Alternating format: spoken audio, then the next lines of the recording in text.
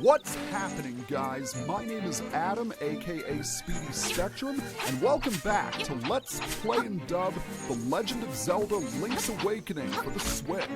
In the last episode, we explored Bottle Grotto, obtained the power bracelet, and defeated the genie. And upon his defeat, we obtained the conch horn, the second instrument of the sirens. I'm sorry to say that this episode is not going to be as exciting as the last one because we'll just be grabbing collectibles. Nothing more, nothing less. Oh, speaking of collectibles, that is perfect timing right there. We've been in this cave before, as indicated by the open treasure chest, but we couldn't do anything about this skull until now. With the power bracelet in tow, we can easily toss it aside, open the chest, and obtain 50 rupees. That's really nice because that puts us over the 400 mark. We'll need to make some expensive purchases once we get back to the village. Our next stop is going to be the Light! Get away! That is what happens when you're attacked by likes. If you're inside them for too long, they will eat your shield and you'll have to go buy another one. And that would suck. As I was saying, there are a few things we can do here in the mysterious forest now that we have the power bracelet. Our first order of business is heading back into that cave we went through in order to obtain the Sleepy Toadstool. Because there's something else we now have access to. Oh, and look, there's another toadstool. Unfortunately, we won't really need it. Well, perhaps not unfortunately. I guess it's a good thing we don't need it because we've got plenty of magic powder. Anyway, I'm getting ahead of myself. Let's move this rock, this one, and finally this one. And now we can pick up these skulls with the power bracelet in order to obtain our 7th piece of heart. Most excellent. But that's not all we can get while we're here. Somewhere in the mysterious forest, there is a rock all by its lonesome. To reiterate, you can take the toadstool back to the witch in order to get some more magic powder, and I knocked him into the pit with my shield. That is hilarious. I don't think I've ever done that before. Okay, we could move those rocks in order to explore that cave, but we can't do anything in that cave until we obtain a future item. We can, however, grab this rock, which contains a secret passage. And this passage leads us to a rather unusual looking room with an altar. Now, contrary to what you might think, you don't want to throw one of the skulls in the altar. Instead, you want to sprinkle it with magic powder. And thus we are introduced to a new character, the Little Devil. He was known as the Mad Batter in the classic games, and he didn't like the fact that we sprinkled his altar. So, in retaliation, he'll let us carry more magic powder? Okay. Oh my god, we're going to die! No, we aren't. This is actually a good thing because now we can carry 40 units of magic powder instead of 20. And that will come especially handy in a future side quest, which will require a lot of magic powder. But anyway, back to the game. There's one more optional item we can grab while we are in the mysterious forest. The bad news is I don't know exactly where it is. I think it's close to the entrance. So we'll need to take a left, and then we'll walk down here. Yes! We want to move this rock, destroy that Zol, and destroy this Zol as well. And now that the coast is clear, we can open this chest and obtain the 3rd Secret Seashell. We've been collecting plenty of heart pieces, but we haven't been finding any secret seashells. That will change starting now, particularly once we purchase a certain item from a shop in Maeve Village.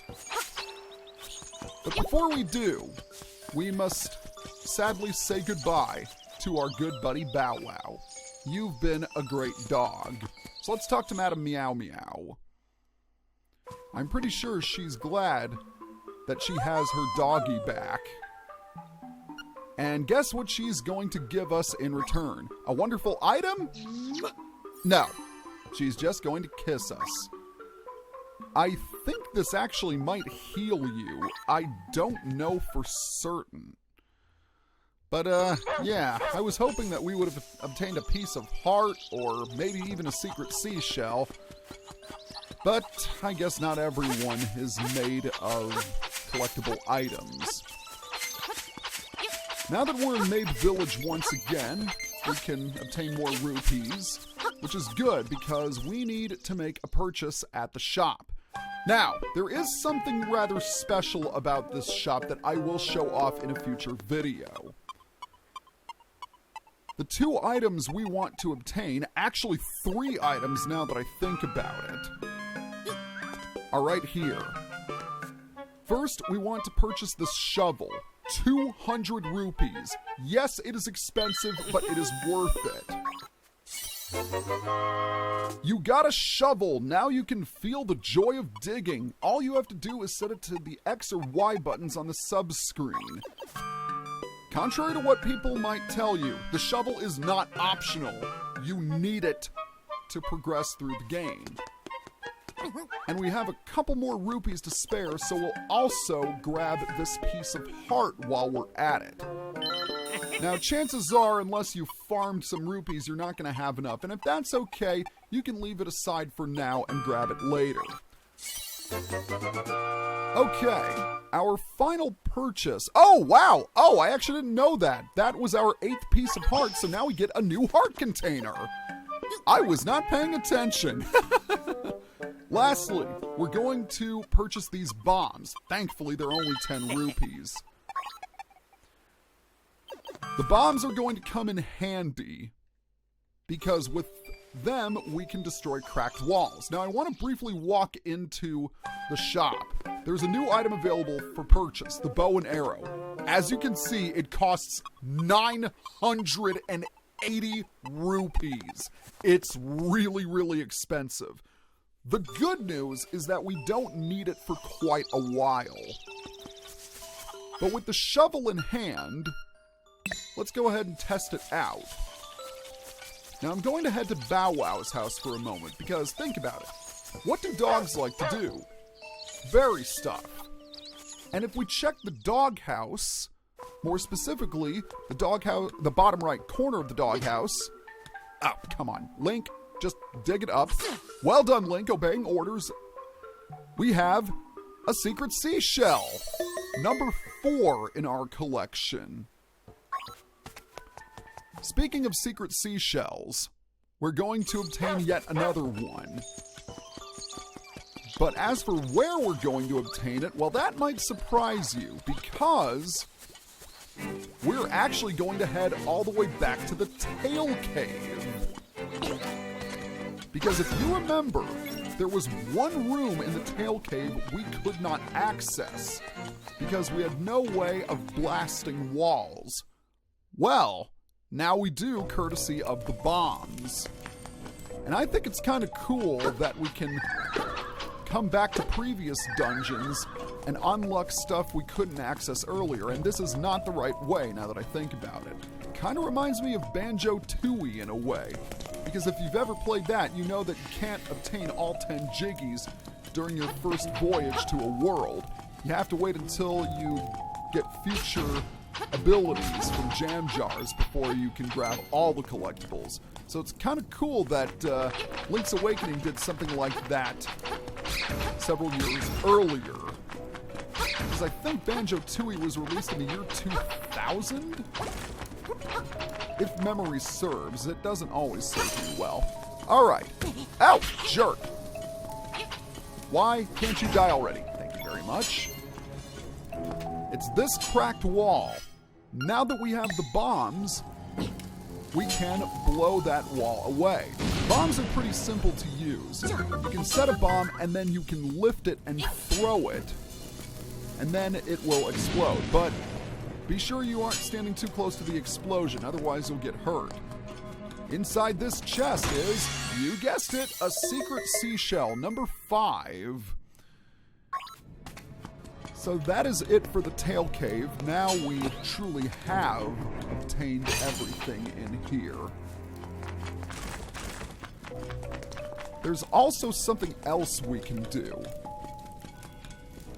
There is another piece of heart that we can obtain.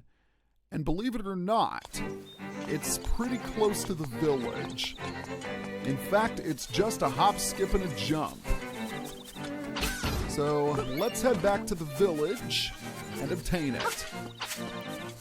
How am I doing for time? I'm about 11 minutes in, so I should have enough time to grab the 2 remaining collectibles as well as obtain a figure in the trend game. So we're going to head all the way to the eastern border of the village, and with the power bracelet we can lift these rocks aside and explore Yukuku Prairie. This is the cave we want to enter. And just like the cave in the mysterious forest, there are plenty of rocks for us to move. So what are we going to do first? We're going to move... I actually don't remember how to do this. Well, let's go ahead and fall down a pit for starters. No, instead what we want to do is we want to push this rock aside and watch it fall. Then push this rock aside. Now we're cooking. And next we want to lift that skull, push this rock into the pit, and presto, the chest is ours. And we get yet another purple rupee. That is going to come in extremely handy. And I think I might have screwed something up here. So I'm going to exit and then re-enter so we can get that piece of heart that's in the bottom right corner. Alright, so what do we do here? Okay, first of all, let's go ahead and do the exact same thing we did earlier. So now we're on the right side. What happens if we pull or push these rocks? Oh, wait, I know what to do. We're going to push this rock, then push that rock down there, lift the skull, and then obtain the piece of heart. Well, that only took me 85 years. Anywho, with that piece of heart obtained, we're going to take a bit of a detour and head on over to the trend game. So down we go. We're going to obtain one more figure. Just to reiterate, every time you obtain an instrument, a new figure will be available to acquire in the trendy game. And right there, to the right of the heart, is what we need to grab. So we're going to move right. Okay, that's pretty good. We're going to move up. Uh-oh. Uh-oh, I think I goofed. Then again, maybe not. I think that's the first time I have ever obtained anything on the first try in the trendy game. And that's pretty nice. There is another item we haven't seen yet that's on the conveyor belt. But we're not ready to go over that just yet. You got a spiny figure made with real metal spikes. Truth be told, I'm not 100% sure where the spiny figure goes. I think, and this is just a hunch, it goes in Old Man Urira's house. So we're just going to set the spiny on this pedestal. Oh no, that's where the Cheep Cheep figurine goes. If that's the case, then where does the spiny figure go? Okay, I have another idea. I know it's not in Marin's house. I think it's where the family lives. But of course I could be 100% wrong. In fact, I usually am. Alright, we've got plenty of stands here. Is this the one? No, it says Pokey. Is this the one? That's where the boo goes. And this is where the spiny figure is placed. Excellent. It's a spiny figure. If only you had armor this hard and this sharp. If only. Although it wouldn't work against half the enemies because they're armed with swords, shields, and spears. Now, I just want to check if there are any other figures that I missed in the trendy game. The next secret seashell I need to obtain is a little out of the way. No. Okay. Good. We have collected all of the figurines thus far. The last secret seashell we're going to obtain in this video is near the witch's hut where we got the magic powder. So, I'll see you when I get there. Alright, we made it! We're not going to enter the witch's hut. Instead, we're going to grab this rock, chuck it aside, and meet a new enemy, the zombie. They constantly spawn from the ground and attack you. But that's not what we're here for. Instead, we want to slash this bush, and there's nothing? No, there is something down here. There is in fact... Ow! Get away, get away, get away. There is in fact a secret seashell beneath the ground. And I believe that is secret seashell number 6. We're already at 18 minutes, so I'm going to go ahead and stop the video right here. Next time on Let's Play The Legend of Zelda Link's Awakening, we are going to show off a unique feature of the Switch remake. See you guys next time. Then again, maybe not, because I want to demonstrate the gimmick I was talking about in relation to the shop. If you're running low on rupees, and you don't want to take the time to farm some, you can resort to thievery. If you walk around the shopkeeper quick enough, you can actually end up making off with the product. And I'm not doing a very good job of it right now. But it is possible.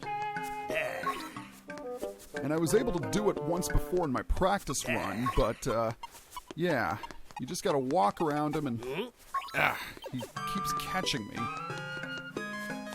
There we go. Guess what? You got it for free. Are you proud of yourself? Well, yes I am, but only for a few moments because I'm not planning on including this in continuity.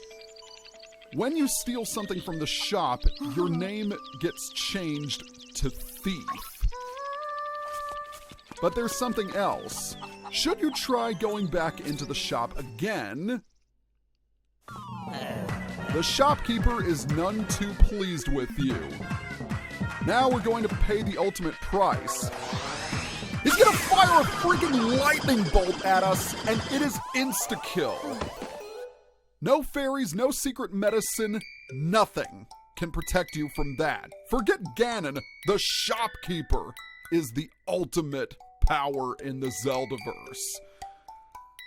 Next time on Let's Play Legend of Zelda Link's Awakening, we're actually going to progress the story. See you guys next time.